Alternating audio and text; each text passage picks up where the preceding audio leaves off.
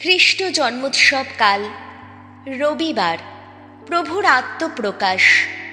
প্রথম পাঠ প্রবক্তা ঈশায়ার গ্রন্থ 60 অধ্যায়, পদ সংখ্যা 1 থেকে 6। ওঠো জেরুজালেম, উদ্দীপ্ত হয়ে ওঠো, দেখো আসছে তোমার আলো, ভগবানের মহিমা তোমার উপর উদিত হচ্ছে এখন।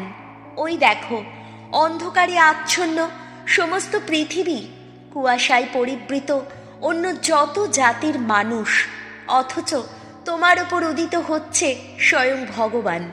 তোমার ওপর ওই তো দেখা যাচ্ছে তার মহিমা। এবার বিজাতীয়রা এগিয়ে আসবে তোমার ওই আলোকের দিকে, রাজারা তোমার এই উদীয়মান দীপ্তির দিকে। চোখ তুলে চারিদিকে চেয়ে দেখো, তুমি সকলে মিলিত হয়ে তোমার দিকে এগিয়ে আসছে। তোমার পুত্রেরা আসছে বহু দূর থেকে, কোলে কাঁখে আনা হচ্ছে তোমার শিশু কন্যাদের। তাই দেখে তুমি এবার আনন্দে উচ্ছল হয়ে উঠবে, আবেগে দুলে উঠবে, উথলে উঠবে তোমার অন্তর।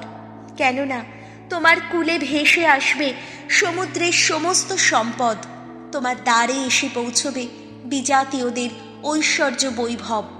দলে দলে উট এসে, মিডিয়ান আর এফার ওই সব দ্রুতগামী উট এসে যেন বন্যার মতো ঢাকবে তোমায়।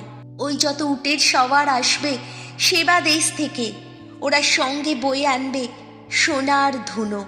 সকলকে শোনাবে ওরা ভগবানের বন্দনা গান। এই হলো প্রভুর বাণী। শাম সঙ্গীত ধুয়ো। হে প্রভু, সবাই করবে তোমার আরাধনা। হে ঈশ্বর, তোমার ন্যায় নিষ্ঠা জাগিয়ে তোলো এই রাজার অন্তরে, এই রাজপুত্রের অন্তরে তোমার ধর্মময়তা।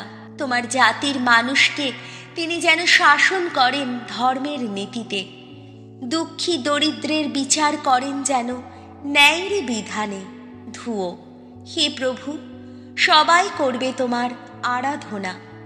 তাঁর রাজত্বকালে ন্যায় ধর্ম যেন হয় পূর্ণ বিকশিত, দেশে যেন পর্যাপ্ত সুখ শান্তি বিরাজিত থাকে।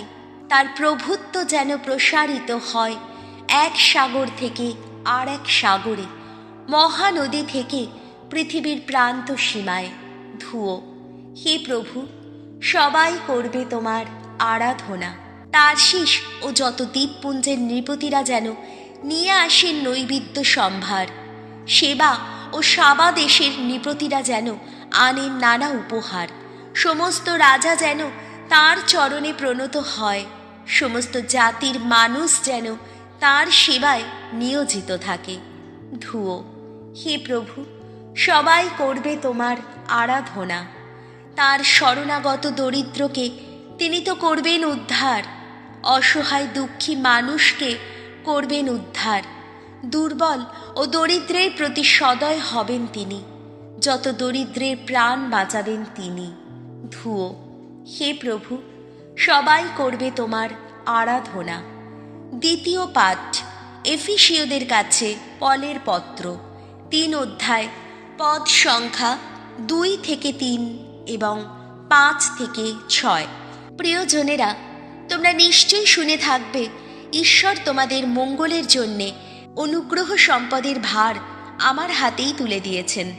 শুনে থাকবে কেমন করে আমার কাছে অলৌকিকভাবেই প্রকাশিত হয়েছে সেই রহস্যাবৃত সত্য, যে সত্যের কথা আমি এই চিঠিতে আগেই সংক্ষেপে লিখেছি। সেই সত্যকে পূর্বযুগের মানুষের কাছে প্রকাশ করা হয়নি, কিন্তু এখন পবিত্র আত্মার অনুপ্রেরণায় তা প্রকাশিত হয়েছে খ্রিস্টের পুণ্যবান প্রেরিত দূত ও প্রবক্তাদের কাছে। সেই রহস্যাবৃত সত্য এই যে, মঙ্গল সমাচার প্রচারিত হওয়ার ফলে বিজাতীয়রা এখন ইহুদিদের সঙ্গে সেই একই চিরসম্পদ লাভের অধিকারী হয়ে উঠেছে খ্রিস্ট যিশুর আশ্রয়ে। খ্রিস্ট যিশুরই আশ্রয় তারা এখন সেই একই দেহের অঙ্গ এবং ঈশ্বরের সেই একই প্রতিশ্রুত মহাদানের অংশীদার। এই হল প্রভুর বাণী। বাণী বন্দনা।